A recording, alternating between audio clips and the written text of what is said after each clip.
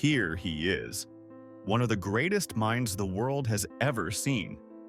A man who merged science and art into one single body and shattered the limits of imagination. His ideas shaped not only his own era, but centuries that came after him. He was bold enough to propose a bridge to the Ottoman sultans, and visionary enough to imagine the technologies of the future. And yet, on his deathbed, Leonardo whispered something unexpected: that he had not yet served God and humanity enough. Today, the story of this extraordinary mind stands before you, in Vornex style. Leonardo da Vinci was born on April 15, 1452, in the small town of Vinci in Italy. His father was a respected notary. His mother was a poor servant.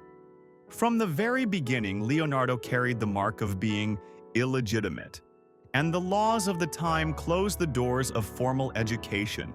But sometimes destiny closes a door only to force open a far greater one.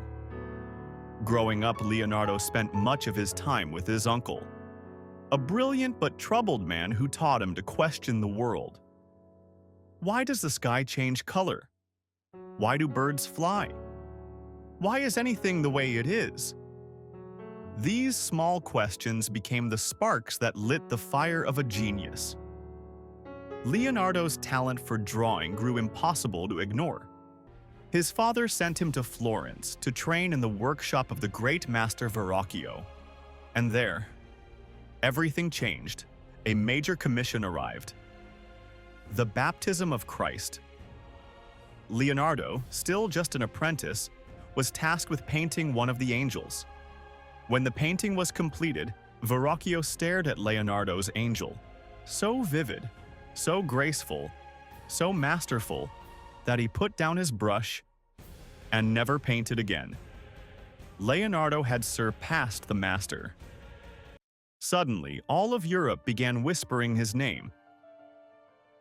During the Renaissance, powerful families competed fiercely to bring the greatest artists and thinkers under their patronage.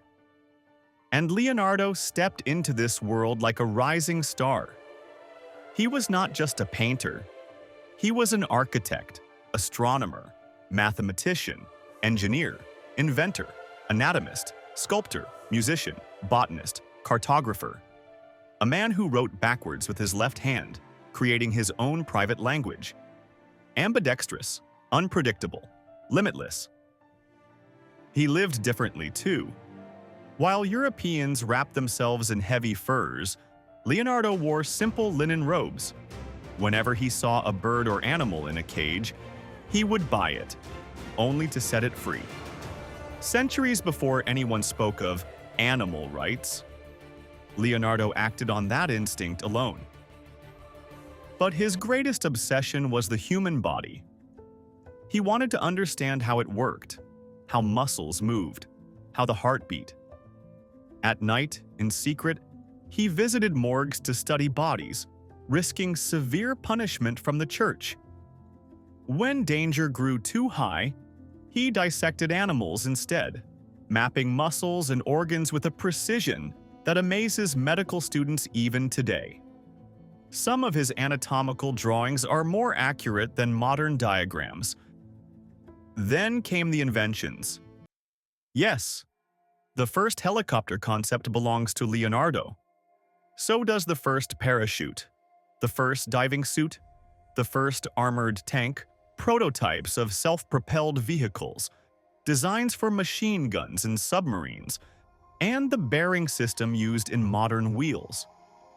He created robotic knights powered by gears, and a mechanical lion that moved on its own.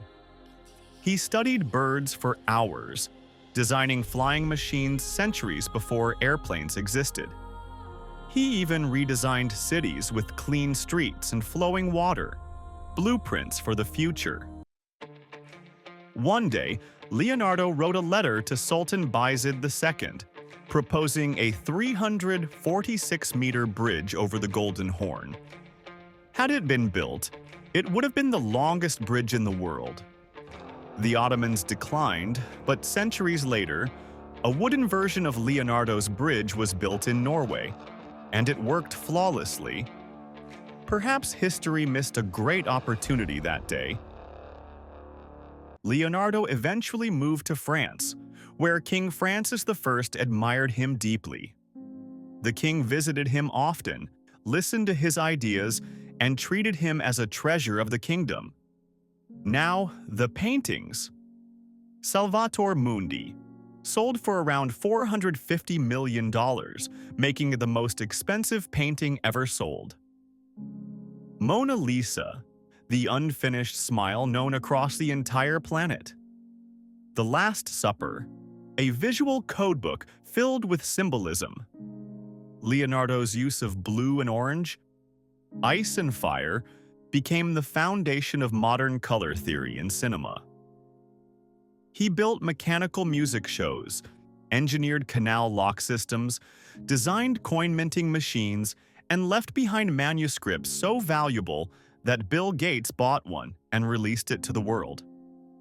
On May 2, 1519, Leonardo da Vinci died at age 67 in his home in France. But his mind never died.